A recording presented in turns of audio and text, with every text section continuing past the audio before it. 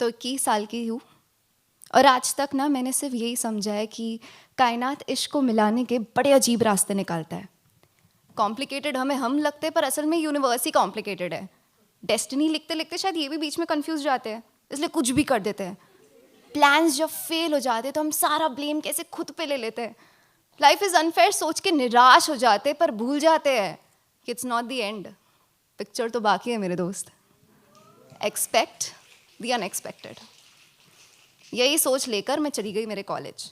Film making ली थी और पढ़ रही थी एक्टिंग, पर गर्ल्स स्कूल की लड़की थी, इसलिए दिल और दिमाग को बड़ा अजीब लग रहा था जब आसपास से गुजर रहे थे वो सारे हॉट लड़के जिनको आज तक मैंने सिर्फ स्टॉक किया था। तो क्लासेस चलती गई और मुझे ना मेरे दोस्त भी मिलते रहे।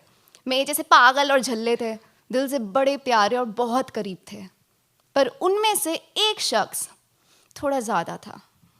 बालों में वॉल्यूम और शक्ल पे रणबीर जैसा चार्म था। एक्टिंग में A1 और हाइट में मुझसे लंबा था। आज के पहले मैंने कभी ऐसा नहीं करा, कभी किसी दोस्त पे मैंने क्रश नहीं रखा। उसूल है भाई मेरे, दोस्ती में नो प्यार व्यार। पर इस लड़के ने रातों रात मेरे उसूल ही बदल डाले। वो ना बेसिकली मेरे ग्रुप में था, मेरी दोस्त में था, और पर उसे खबर नहीं थी कि मुझे उसके लिए क्या क्या फीलिंग्स थी। सच कहूँ तो मुझे वैसे देखता भी नहीं था, बस दोस्त मान के 2 बातों पे हंस देता था और रात को हैंग आउट कर लेता था। वो ज़्यादा वक्त मेरे साथ बिताता तो था पर उसे कभी समझ ही नहीं आया, या क्या पता उसने कभी समझना ही नहीं चाहा।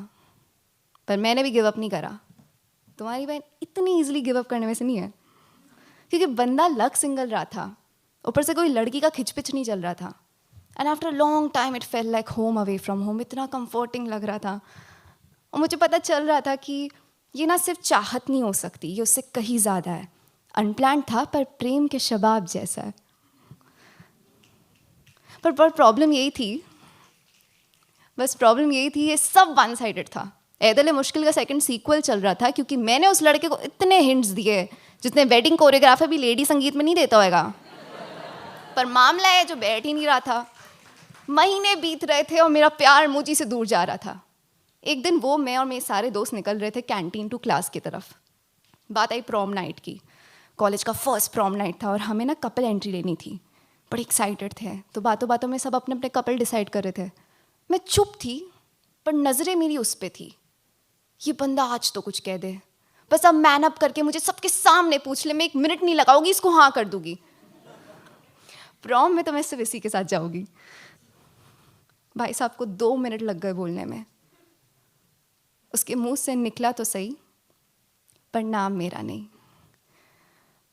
कहता है Ayesha, with smile on his face and blush on his cheeks, and my jaw dropped for a second. मैं कहा क्या? आयशा भी मुस्कुराई। उसने मुस्कुरा के नजरें नीचे कर दी। ये जो तीसरे इंसान होते हैं ना रिलेशनशिप में,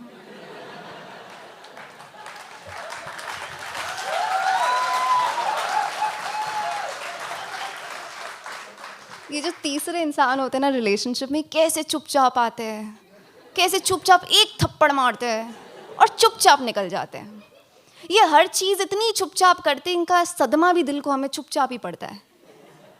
ये कब कैसे क्यों आते हैं मुझे नहीं समझ आता। मुझे उस दिन समझ आया कि ये लड़का मेरे साथ ही हैंग आउट करके रात को जाता कहाँ था। The red mark on his neck जो मुझे परसों दिखा था, वो कोई बर्थ मार्क नहीं था। हाँ वगैरह भी सो स्टूपिड रुचिका। दिल ना मेरा टूटा नहीं, बिखर गया था। और ये सब हो रहा था उस 5 मिनट के रास्ते में कैंटीन टू माई क्लास। चलते चलते कब मैं स्लो मोशन में चली गई मुझे पता ही नहीं चला। हाथों में टूटा दिल लिए, होठों पे वो फेक स्माइल, बस कोई मुझे बेचारा ना माने। मेरी यही दुआ थी। तो राइट साइड की दीवार पे मुझे लाल बटन दिखा। कंफ्यूजन, डिसअपॉइंटमेंट, इरिटेशन में पता नहीं क्यों मैंने वो बटन दबा दिया।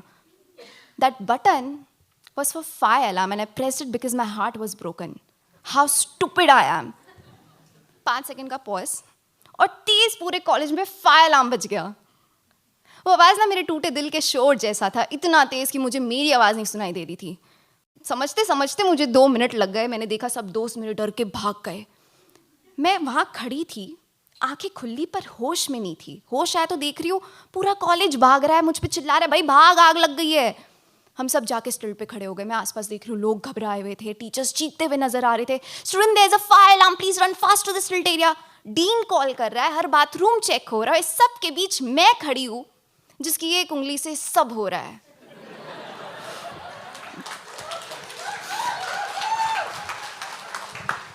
रियल स्टोरी है ब्रो। मुझे ना बहुत तेज हंसी छूटी भाई, क्योंकि एग्जैक्टली सेम घंटी बजी थी जब उसने आयशा का नाम लिया था। All this was happening because he took Ayesha's name. नहीं होता अगर वो मेरा नाम लेता, पर नहीं, इसलिए मैं अगले दिन फिर कॉलेज आई, फिर वही कैंटीन टू क्लास का रास्ता पकड़ा, और चलते चलते पता नहीं क्यों फिर फायर अलार्म बजा दिया। कहते हैं लोग टूटे दिल में ना कुछ भी हरकतें करते हैं, इसलिए मैं भी खुद को कुछ भी करने दे रही थी। एटलीस्ट मैं इतना तो डिजर्व करती थी, है ना आंटी? आती थी बजाती थी भाग जाती थी, आती थी बजाती थी भाग जाती थी। सबके बीच शायद मुझे उसे पटाने ज़्यादा इस थ्रिल में मज़े आने लग गए कि मैं फायर अलार्म बजाऊं और सब भागे। ऐसे करते करते 7 दिन बीत गए, पता नहीं कितने लोग के आशीर्वाद मिल गए, क्योंकि क्लासेस मैं बंद करवा रही थी। पर अगर आलिया भट्ट कपूर के लिए 8 नंबर लकी हो, तो इसका मतलब ये तो नहीं मेरे लिए भी लकी होगा। 8वें दिन कॉलेज चालू होने से पहले ही बंद कराने की उम्मीद में मैंने बजा दिया फायर अलार्म। इस बार बहुत थ्रिल में थी, कुछ नया ट्राई करते हैं, अलग जगह से बजाया था, बिना देखे कि उसके ठीक ऊपर एक कैमरा लगा था जो सीधा डीन के ऑफिस से कनेक्टेड था। कॉल आने लग गए, मैडम आपने फायर अलार्म बजाया है? मैंने कहा नहीं। बोलते मैडम आपको पूछ नहीं, हम बता रहे हैं। मैंने कहा हाँ। तो बोलते टीचर्स बुला रहे, जल्दी आओ। मैंने कहा ठीक है। बिना स्ट्रेस लिए किए उनके नंबर ब्लॉक और सो गई नींद में। क्योंकि बेसिकली 2 किस्म के लोग होते हैं, एक जो गलती करते हैं और माफ़ी मांगते हैं, एक फट्टू जो गलती करके भाग जाते हैं। मैं फट्टू किस्म की लड़की हूँ, मुझे माफ़ी मांगने में इतना लेन देन नहीं है मेरा। तो अगले दिन मैं फिर कॉलेज आई, पहला क्लास था और बड़े नींद में थी। वॉशरूम जाते हुए फ़ोन खोला, मन तो था स्क्रॉल करने का, देखा कि मम्मी के 20 कॉल और पापा के 15 कॉल। मैंने फ़ोन उठाया, क्या हुआ? कि तूने क्या किया? मैंने कहा क्या किया? तू सस्पेंड हो गई, चेक कर मेल। मैंने कहा क्या? ना my mom dad, they come from a very well educated family, 10 CGPA people. मैंने कहा हाँ मैं चेक करती हूँ पापा। मेल खोला, your daughter is causing the property and students with unnecessary disturbance by putting on fire alarm, causing us all to run. That's why she has been suspended for 7 days and should not be seen near the campus area also. Mail closed. पता है इस पूरे mail में मुझे सबसे hurtful चीज़ क्या लगी? Should not be seen near the campus area also. Really? Even near? थोड़ा रोई, फिर बैग उठा और निकल गई। उन दिनों में किसी से ज़्यादा मिल नहीं रही थी, क्योंकि मुझे सच बताऊँ मुझे बहुत शर्म आ रही थी। जब वापस कॉलेज जाने का वक्त आया तो मेरे टीचर्स ने मेरा वेलकम बहुत अजीब तरीके से करा।